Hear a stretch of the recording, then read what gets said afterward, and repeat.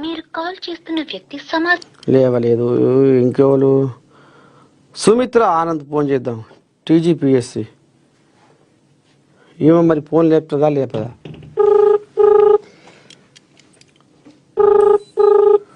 ఇదేంది? కేటీఆర్ కడుపుకు అన్నం తింటున్నావా? శనార్థి ఓ తల్లి, శనార్థి తల్లి.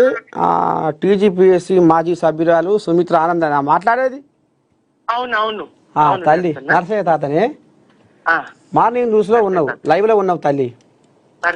చెప్పండి. ఇగో పిసిసి పేపర్ ఏం ఆంబాయం వెళ్ళబోసుకుంటున్నా అంటే జూబ్లీ హిల్స్ లో బీఆర్ఎస్ కు 0, వాళ్ళ ఇంట్లో పంచాయతీలే వాళ్ళు తస్వా చేసుకుంటలేరు, బయటికి పోయి ఓట్లు అడిగితే జనాలు ఎట్లా నమ్ముతారు అనేది ఆ కోయిలాగా ఆంబాయం వెళ్ళబోసుకుంటుందమ్మా. ఏం చెప్తావు పిసిసి పేపర్ కు మహేష్ కుమార్ గౌడ్ కు? మహేష్ కుమార్ గౌడ్ గారు, మా ఇంటి పంచాయతీ అయిపోయింది.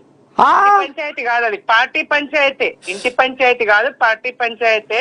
పార్టీతో విభేదించిన కవిత గారిని పార్టీ సస్పెండ్ చేసింది, పని అయిపోయింది.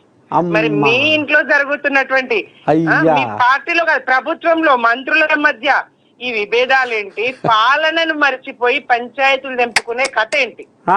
ఇవాళ మంత్రివర్గ సమావేశాలు ఎందుకు జరుగుతాయి? రాష్ట్ర ప్రజలు ఆశగా ఎదురు చూస్తారు. ఉద్యోగులు మాకేమైనా డిఏ ప్రకటిస్తారా అని చూస్తారు.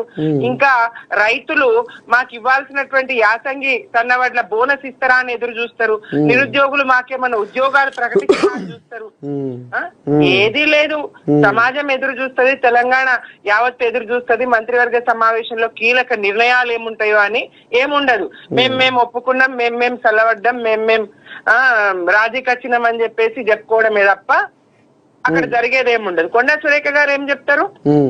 మరి మేం కవిత గారిని పక్కన పెట్టినాము, కొండా సురేఖ గారిని పక్కన పెట్టే దమ్ము ధైర్యం ఉన్నదా? ఎంత నిర్భయంగా ఆయుధము సీఎం గారే ఇచ్చి ఉంటారు, రేవంత్ రెడ్డి గారే ఇచ్చి ఉంటారని సురేఖ గారి కుమార్తె చెప్తారు కదా సుస్మిత గారు.